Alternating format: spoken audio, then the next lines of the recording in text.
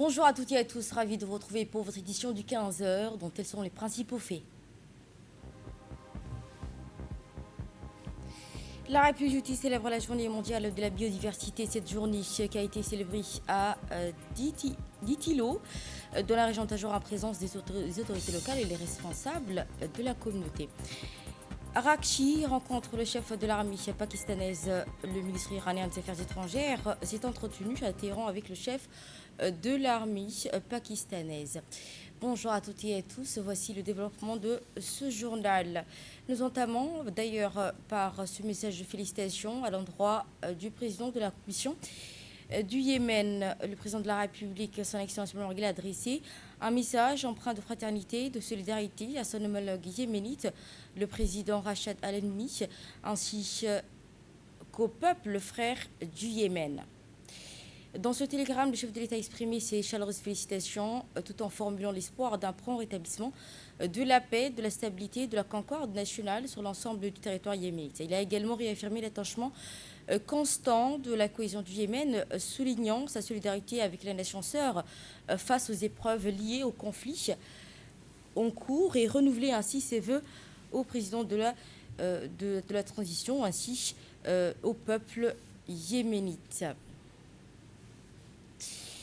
L'école internationale Al-Baraka a organisé hier matin, à l'hôtel Aïla Grand Hôtel, une cérémonie officielle marquant la clôture de l'année scolaire 2025-2026 en présence des enseignants et administratifs ainsi que les parents d'élèves et plusieurs partenaires de l'établissement.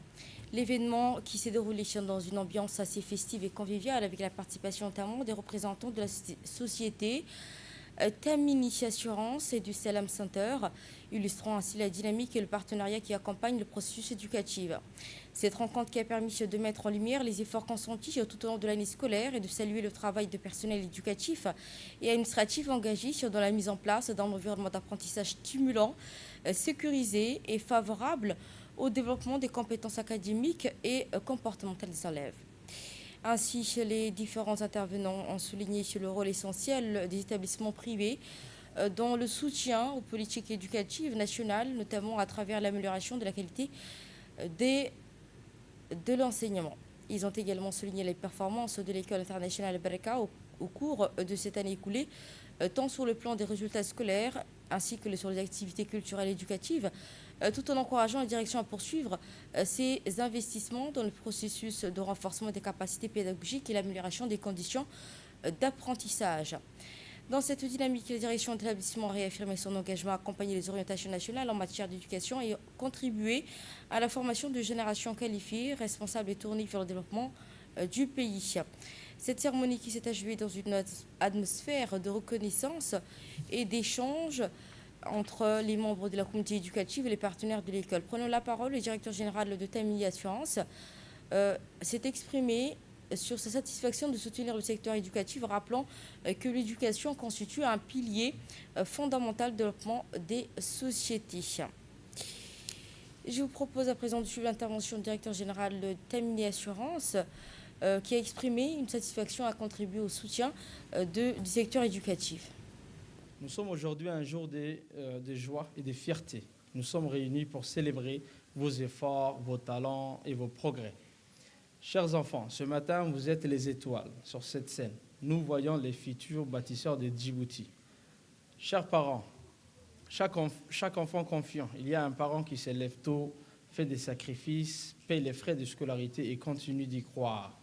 Les enfants sont sur la scène, mais c'est vous qui avez construit la scène sur leurs pieds. Chez Tamini Assurance, c'est exactement ce que nous voulons soutenir.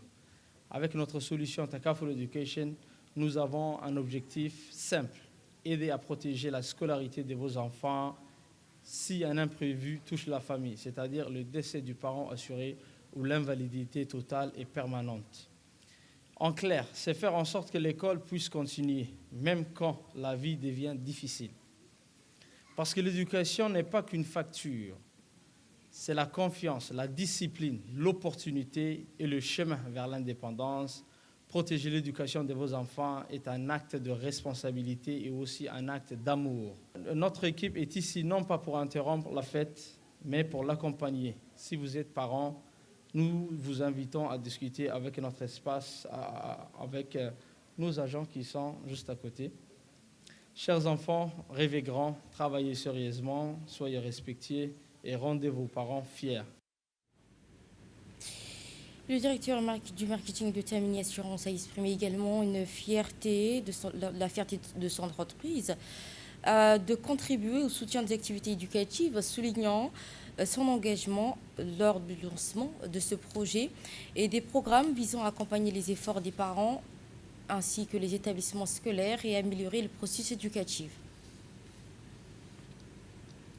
Il a également précisé que la société met à disposition les services et solutions d'assurance destinés à renforcer un environnement scolaire stable, motivant pour les élèves. Il a également rappelé que Tamini Assurance est un partenariat clé avec l'école internationale Al-Baraka.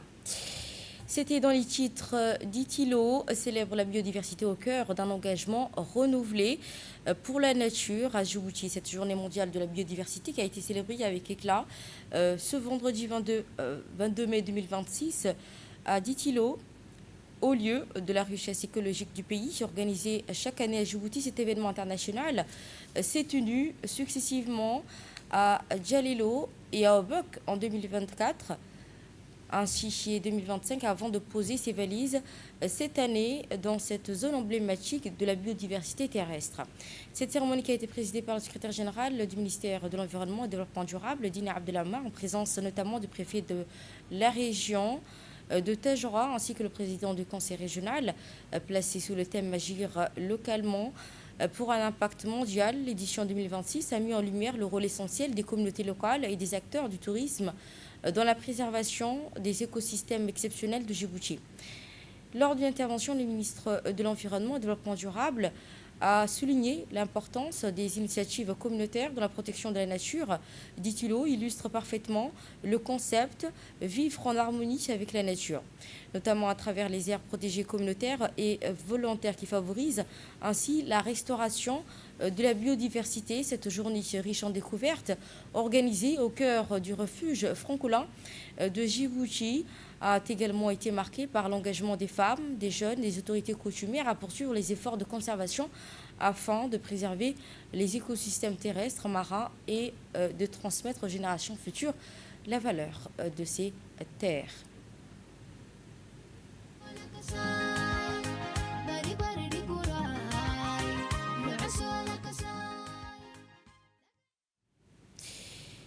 L'initiateur du programme de protection de la biodiversité de la vallée d'Itilo a mis en lumière, M.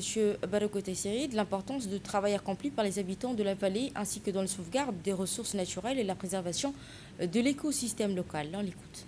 Nous avons commencé cette activité avec l'écotourisme qui a nécessité, franchement, donc, surtout avec le changement climatique qui domine de par le monde, notamment en Afrique de l'Est, donc de protéger un peu l'environnement immédiat dans un premier temps et la vallée pour essayer de faire durer un petit peu cette activité d'écotourisme qui est à la source maintenant de la lutte contre l'exode rural et de l'abandon de cette vallée qui est vraiment important.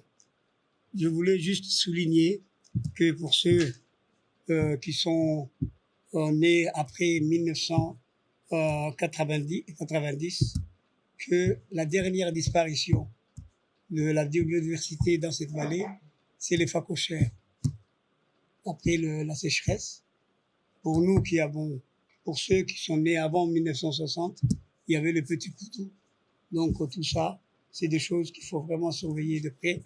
Il y a de plus en plus la faune est menacée et ils nous font quelque chose et nous attendons de l'État, maintenant qui fait un effort important du ministère de l'Environnement, faire, au moins de promouvoir et d'encourager les gens, et surtout par le biais d'éco-gardiens, de gardiennage, que votre projet a initié au niveau du DAI et au niveau de cette vallée, qu'il faut étendre, parce que c'est la meilleure façon de lutter contre le charbonnage et tout. Il faut que les gens aient quand même une activité, mais qui vraiment rapporte quand même, qui est bénéfique pour la. Donc je remercie pour ça. Les autorités de la région, notamment préfets et vice-présidents du conseil régional, ont également rappelé l'importance de la protection de la biodiversité. Ils ont encouragé les habitants de la vallée à saluer les efforts considérables réalisés pour préserver l'environnement naturel. On les écoute. À l'instar des autres pays du monde, la République de Djibouti célèbre en ce 22 mai plutôt 2026 la journée mondiale de la biodiversité. Cette année, comme vous le voyez, le site d'Itilou a été choisi. Et ce choix n'est pas anodin parce que nous savons que d'Itilou fait partie du Mont Goda, du massif du Mont Goda, qui abrite la forêt du Daï et qui est, comme on le sait, le réservoir de la République de Djibouti, les réservoirs les plus importants de la République de Djibouti, qui renferment une biodiversité très très importante. Il ne faut surtout pas oublier aussi que cette même biodiversité subit aujourd'hui une dégradation alarmante qui doit nous interpeller tout un chacun. Et le ministère de l'Environnement, avec bien sûr ses partenaires, avec tous les partenaires, collabore pour mener une lutte incessante afin d'endiguer cette dégradation qui, il faut bien le dire, menace même la survie humaine. Il faut savoir que d'Itilou, il y a 2 décennies, si je peux le dire, était un sanctuaire de cet écosystème dont toute la République de Djibouti était fière. Aujourd'hui, le 22 mai, nous célébrons la journée mondiale de la biodiversité. C'est une journée pour nous arrêter un instant, regarder ce qui nous entoure, la forêt, les océans, les oiseaux, les insectes, les plantes, et même les microbes. Le choix de ce site n'a pas été fortuit. Tout ce que je viens de citer ont des gîtes dans cet espace. La biodiversité, c'est la variété du vivant. Elle n'est pas un décor. Elle nous nourrit. Elle purifie notre cœur. La déforestation, la pollution, le changement climatique sont les principales causes. Si on continue, ce sont nos enfants qui paieront le futur. Pour pouvoir lutter contre la déforestation, nous avons entamé une action commune en collaboration avec les forces de l'ordre, l'interdiction de coupe de bois pour fabriquer du charbon. Cette initiative a été initiée dans la région de Tadjoura et par la suite a été élargie sur l'ensemble du territoire. Nous en sommes très fiers des résultats, bien que la plupart des familles vulnérables vivaient de cette manne. Aujourd'hui, la biodiversité est un ensemble de variétés, mais dont les écosystèmes, c'est-à-dire l'écosystème régule la vie même sur Terre, pour l'humain, pour les animaux et pour la nature. Et de son côté, le secrétaire général auprès du ministère de l'Environnement, Dina Abdelhamar, a insisté sur l'importance de la préservation de l'écosystème et de la biodiversité, précisant que d'Itilou constitue un site unique de la République de Djibouti en raison de sa richesse écologique et a félicité les habitants pour leur mobilisation. Aujourd'hui, nous célébrons la journée mondiale de la biodiversité sous le thème « Agir localement pour un impact mondial ». C'est un rappel de la protection de la vie sur terre, comme ici, chez nous, à Djibouti, et en particulier à Djibouti, dans ce haut lieu de cette biodiversité nationale.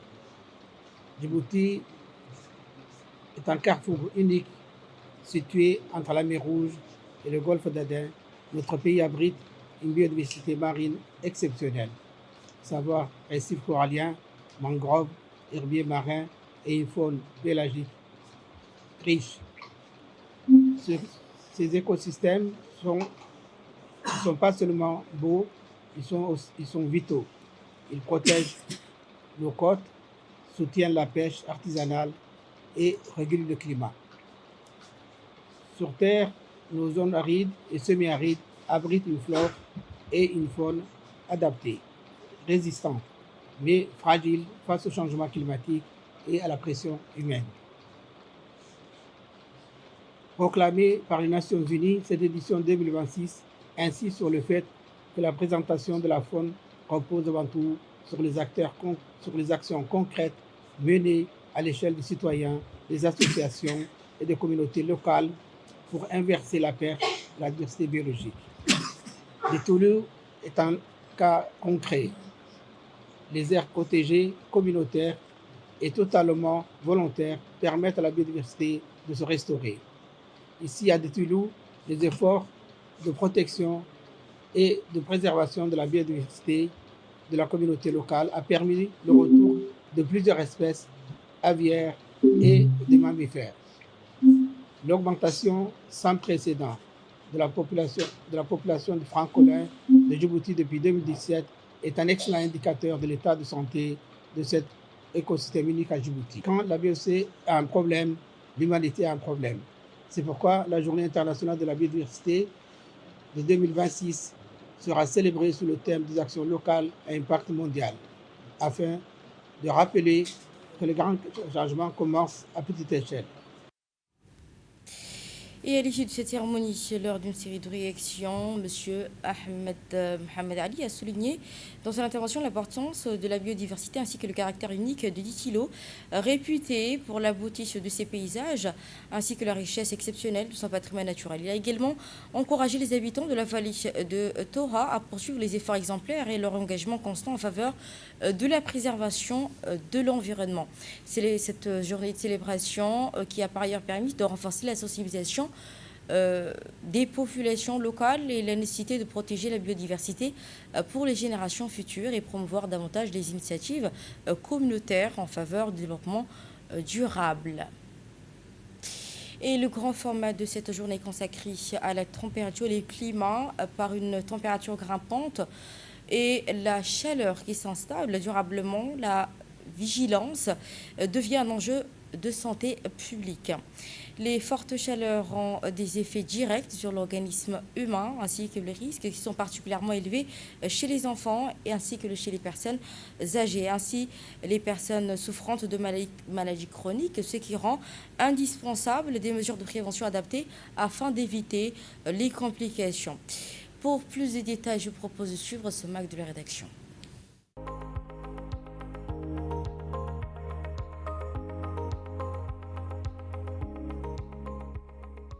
La République des Djibouti connaît ces jours-ci une vague de chaleur sans précédent, avec des températures dépassant les 40 degrés, surtout dans la capitale.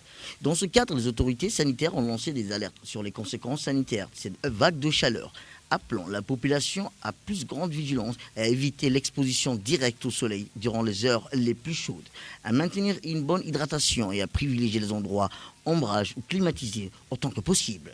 Les experts considèrent ce phénomène extrême comme l'une des manifestations les plus marquantes du changement climatique mondial, qui n'est plus une menace lointaine, mais une réalité quotidienne pour les pays de la Corne de l'Afrique, en tête desquels Djibouti s'est soumise la nécessité urgente de renforcer les plans d'adaptation et de réponse à tous les niveaux.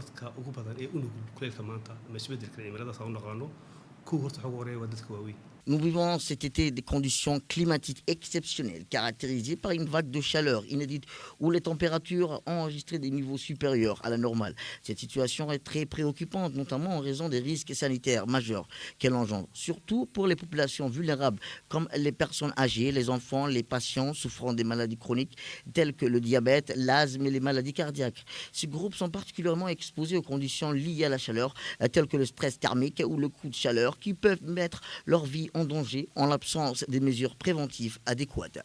Au-delà des conséquences sanitaires, les effets de la vague de chaleur se répercutent aussi sur l'environnement et l'économie. La hausse importante des températures accélérées, la désertification dégradée, la couverture végétale et réduit les superficies agricoles impactent directement la sécurité alimentaire nationale.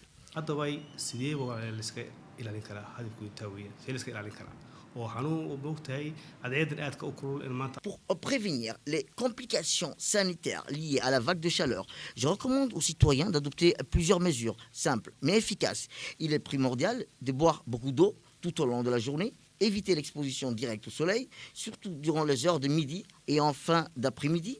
Je conseille aussi de porter des vêtements légers, en coton et de couleur claire, qui réfléchissent la chaleur, à défaut de se rendre sur la plage ou dans les espaces ouverts, bénéficiant d'un climat plus clément en fin d'après-midi et une bonne alternative pour atténuer la chaleur. Il est également important de rester dans les lieux ombrage et bien climatisés et d'éviter tout effort physique intense lors des pics de chaleur afin de préserver la santé publique, particulièrement pour les groupes vulnérables. Face aux vagues de chaleur répétées et à l'intensification des effets du changement climatique, la conscience citoyenne et le comportement individuel restent la première ligne de défense contre ces défis croissants. Le respect de ces recommandations ne protège pas seulement les individus contre les risques sanitaires, il renforce également la capacité collective à l'adaptation à cette nouvelle réalité climatique, préservant ainsi des vies et atténuant les charges sanitaires, économiques liées aux vagues de chaleur extrêmes. Et c'était un magazine de la rédaction commenté par Samata Saïd Yassine dans un autre registre marqué cette fois par la promotion de la culture et de l'éducation. Une importante initiative en faveur de la lecture a été enregistrée dans la région d'Ali Sébié. Une cérémonie de réception d'un important don de 20 000 ouvrages s'est tenue au siège de l'association des lecteurs et des écrivains d'Ali Sébié grâce à l'appui financier du BCI Mer Rouge. Cet événement marquant ainsi une étape significative dans les efforts de la promotion de la lecture et de l'écriture dans la région, ainsi que le renforcement de l'accès au savoir au sein de la communauté. La cérémonie qui s'est déroulée en présence de plusieurs personnalités de premier plan, notamment le directeur général de la BCI Mer Rouge, le directeur général du CHU de Djibouti, Dr Omar Mahamoud, ainsi que le président de l'association Aïla, Monsieur Hussein Omar. Les membres de l'association et plusieurs invités d'honneur ont également pris part à cette rencontre de dons, de réception, donc de livres.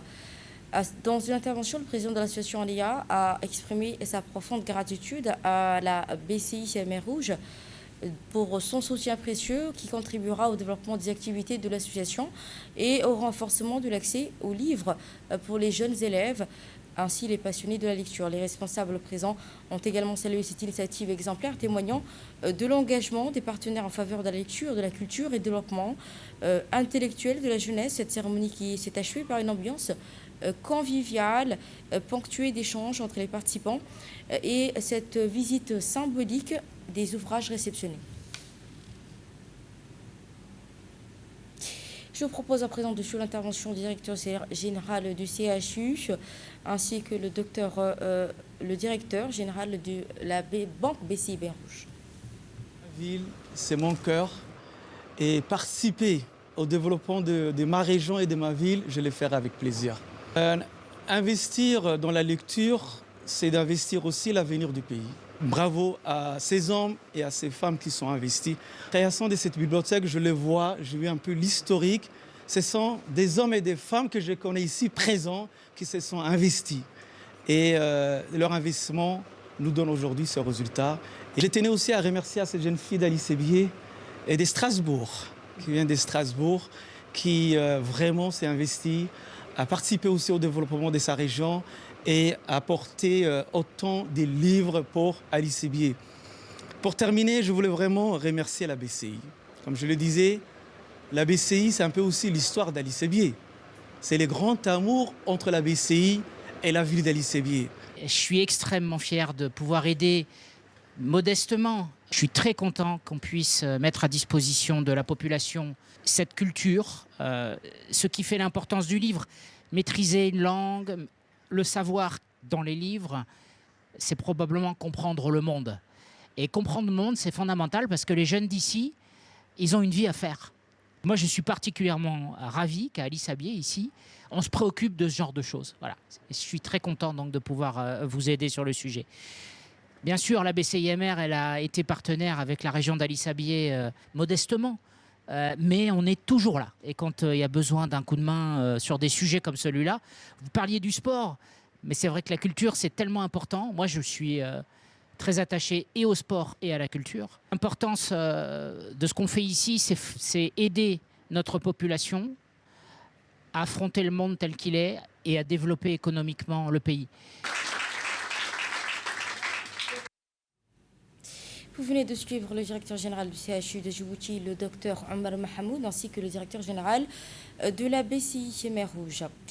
Restons dans la région d'Ali-Sibi, cette fois pour un grave accident de la circulation qui a fait un mort et plusieurs blessés. Un drame de la route qui s'est produit hier dans le secteur de Skoutir, rappelant une fois de plus la nécessité d'une grande prudence sur les axes routiers.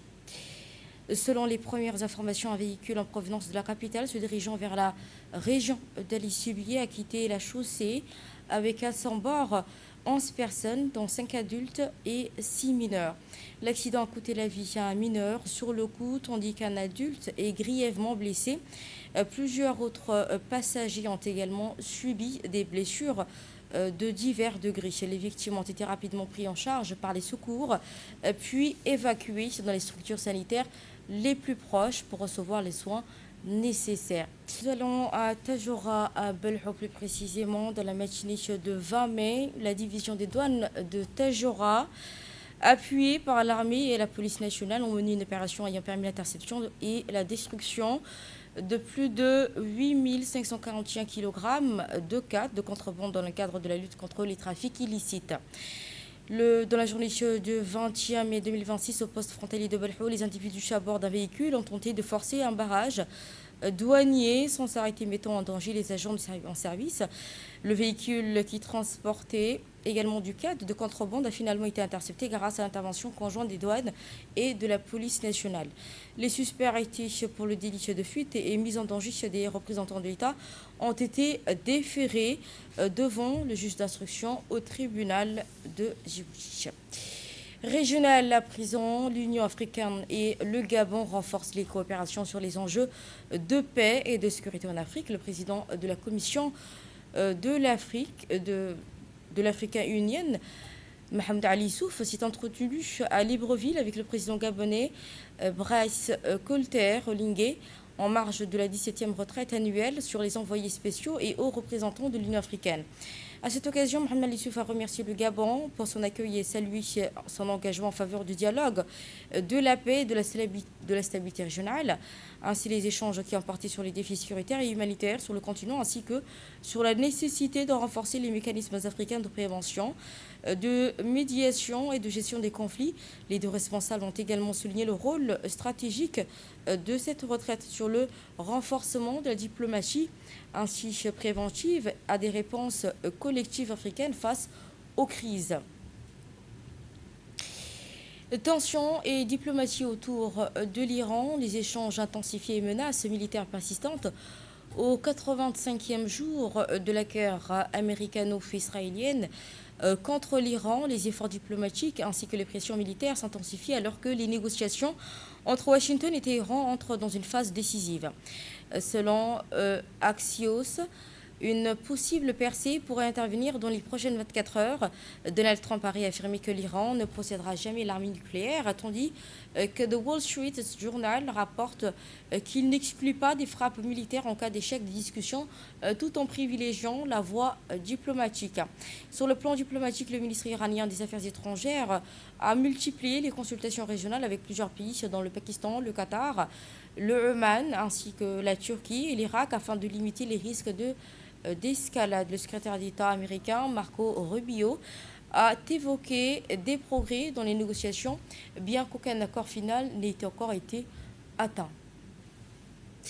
Et c'est sur cette information que nous refermons ce journal. Merci à toutes et à tous de nous avoir suivis. Vous étiez sur Téléjoute avec le journal de l'information.